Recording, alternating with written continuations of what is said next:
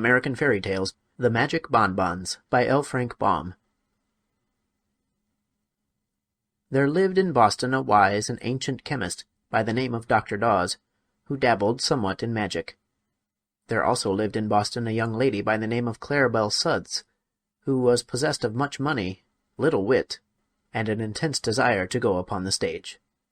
So Claribel went to Dr. Daws and said, "I can neither sing nor dance. I cannot recite verse nor play upon the piano. I am no acrobat nor leaper nor high kicker. Yet I wish to go upon the stage. What shall I do?" "Are you willing to pay for such accomplishments?" asked the wise chemist. "Certainly," answered Claribel, jingling her purse. "Then come to me tomorrow at 2 o'clock," said he. All that night he practiced what is known as chemical sorcery, so that when Claribel Sudds came next day at 2 o'clock, he showed her a small box filled with compounds that closely resembled French bonbons. "This is a progressive age," said the old man, "and I flatter myself your Uncle Daws keeps right along with the procession. Now, one of your old-fashioned sorcerers would have made you some nasty, bitter pills to swallow, but I have consulted your taste and convenience. Here are some magic bonbons. If you eat this one with the lavender color, you can dance thereafter as lightly and gracefully as if you had been trained a lifetime. After you consume the pink confection, you will sing like a nightingale. Eating the white one will enable you to become the finest elocutionist in the land.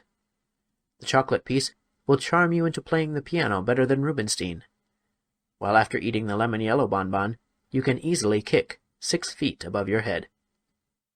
"How delightful!" exclaimed Claribel, who was truly enraptured. "You are certainly a most clever sorcerer, as well as a considerate compounder." And she held out her hand for the box.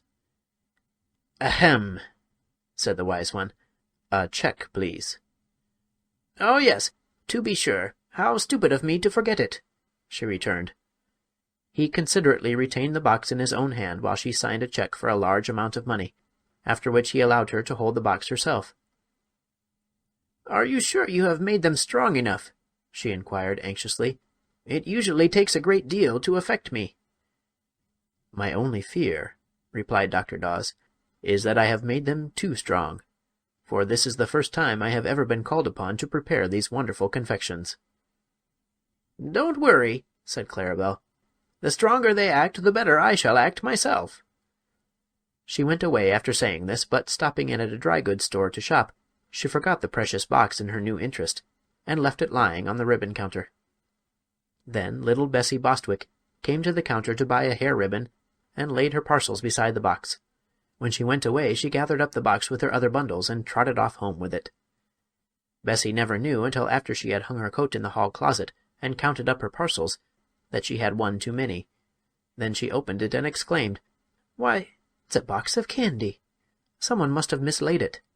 But it is too small a matter to worry about. There are only a few pieces." So she dumped the contents of the box into a bonbon dish that stood upon the hall table, and picking out the chocolate piece, she was fond of chocolates, ate it daintily while she examined her purchases. These were not many, for Bessie was only 12 years old and was not yet trusted by her parents to expend much money at the stores. But while she tried on the hair ribbon she suddenly felt a great desire to play upon the piano, and the desire at last became so overpowering that she went into the parlor and opened the instrument. The little girl had, with infinite pains, contrived to learn 2 pieces, which she usually executed with a jerky movement of her right hand and a left hand that forgot to keep up and so made dreadful discords. But under the influence of the chocolate bonbon she sat down and ran her fingers lightly over the keys, producing such exquisite harmony that she was filled with amazement at her own performance. That was the prelude, however. The next moment she dashed into Beethoven's 7th Sonata and played it magnificently. Her mother, hearing the unusual burst of melody, came downstairs to see what musical guest had arrived, but when she discovered it was her own little daughter who was playing so divinely, she had an attack of palpitation of the heart, to which she was subject, and sat down upon a sofa until it should pass away. Meanwhile, Bessie played one piece after another with untiring energy. She loved music, and now found that all she need do was sit at the piano and listen, and watch her hands twinkle over the keyboard. Twilight deepened in the room, and Bessie's father came home and hung up his hat and overcoat, and placed his umbrella in the rack. Then he peeped into the parlor to see who was playing. "Great Caesar!" he exclaimed. But the mother came to him softly with her finger on her lips and whispered, "Don't interrupt her, John. Our child seems to be in a trance. Did you ever hear such superb music?" "Why, she's an infant prodigy!" gasped the astounded father. "Beats Blind Tom all hollow. It's wonderful!" As they stood listening, the senator arrived, having been invited to dine with them that evening, and before he had taken off his coat, the Yale professor, a man of deep learning and scholarly attainments, joined the party. Bessie played on, and the four elders stood in a huddled but silent and amazed group, listening to the music and waiting for the sound of the dinner gong. Mr. Bostwick, who was hungry, picked up the bonbon dish that lay on the table beside him and ate the pink confection. The professor was watching him, so Mr. Bostwick courteously held the dish toward him. The professor ate the lemon-yellow piece, and the senator reached out his hand and took the lavender piece. He did not eat it, however, for, chancing to remember that it might spoil his dinner, he put it in his vest pocket. Mrs. Bostwick, still intently listening to her precocious daughter, without thinking what she did, took the remaining piece, which was the white one, and slowly devoured it. The dish was now empty, and Claribel Sudds' precious bonbons had passed from her possession forever. Suddenly, Mr. Bostwick, who was a big man, began to sing in a shrill, tremolo soprano voice. It was not the same song Bessie was playing, and the discord was shocking that the professor smiled, the senator put his hands to his ears, and Mrs. Bostwick cried in a horrified voice, "William!" Her husband continued to sing as if endeavoring to emulate the famous Christine Nilsson, and paid no attention whatever to his wife or his guests. Fortunately, the dinner gong now sounded, and Mrs. Bostwick dragged Bessie from the piano and ushered her guests into the dining-room. Mr. Bostwick followed, singing "The Last Rose of Summer," as if it had been an encore demanded by 1,000 delighted hearers. The poor woman was in despair at witnessing her husband's undignified actions, and wondered what she might do to control him.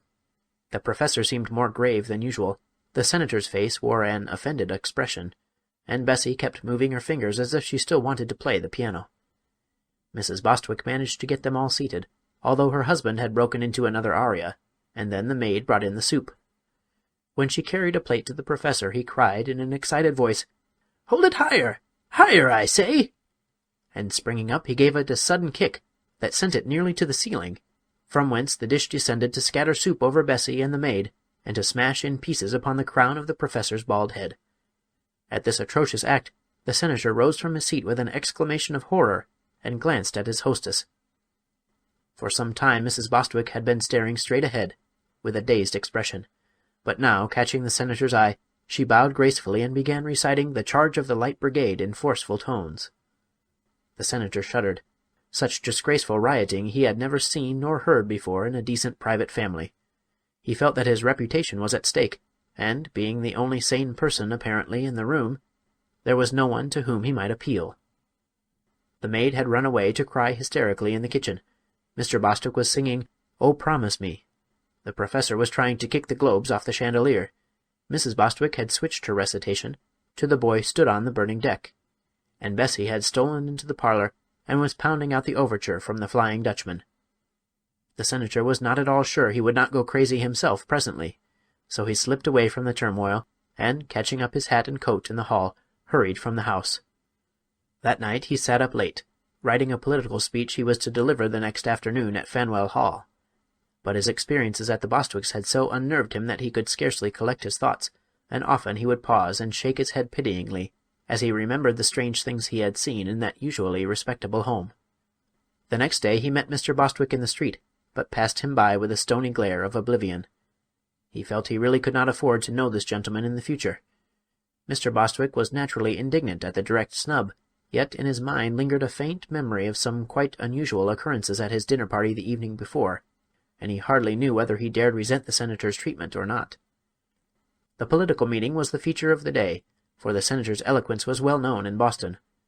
So the big hall was crowded with people, and in one of the front rows sat the Bostwick family, with the learned Yale professor beside them. They all looked tired and pale, as if they had passed a rather dissipated evening, and the senator was rendered so nervous by seeing them that he refused to look in their direction a second time. While the mayor was introducing him, the great man sat fidgeting in his chair, and, happening to put his thumb and finger into his vest pocket, he found the lavender-colored bonbon he had placed there the evening before. "This may clear my throat," thought the senator, and slipped the bonbon into his mouth. A few minutes afterwards he rose before the vast audience, which greeted him with enthusiastic plaudits. "My friends," began the senator in a grave voice, "this is a most impressive and important occasion." Then he paused, balanced himself upon his left foot, and kicked his right leg into the air, in the way favored by ballet dancers. There was a hum of amazement and horror from the spectators, but the senator appeared not to notice it. He whirled around upon the tips of his toes, kicked right and left in a graceful manner, and startled a bald-headed man in the front row by casting a languishing glance in his direction. Suddenly Claribel Sudds, who happened to be present, uttered a scream and sprang to her feet. Pointing an accusing finger at the dancing senator, she cried in a loud voice, "That's the man who stole my bonbons! Seize him! Arrest him! Don't let him escape!" But the ushers rushed her out of the hall, thinking she had gone suddenly insane, and the senator's friends seized him firmly and carried him out the stage entrance to the street, where they put him into an open carriage and instructed the driver to take him home. The effect of the magic bonbon was still powerful enough to control the poor senator, who stood upon the rear seat of the carriage and danced energetically all the way home, to the delight of a small crowd of boys who followed the carriage, and the grief of the sober-minded citizens, who shook their heads sadly and whispered that another good man had gone wrong.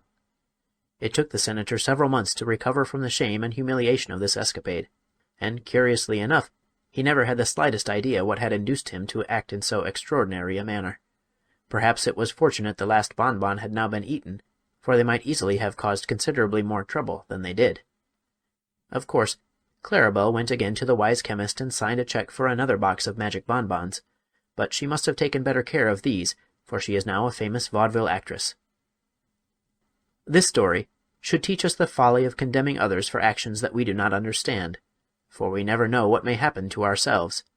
It may also serve as a hint to be careful about leaving parcels in public places, and, incidentally, to let other people's packages severely alone. End of The Magic Bonbons by L. Frank Baum.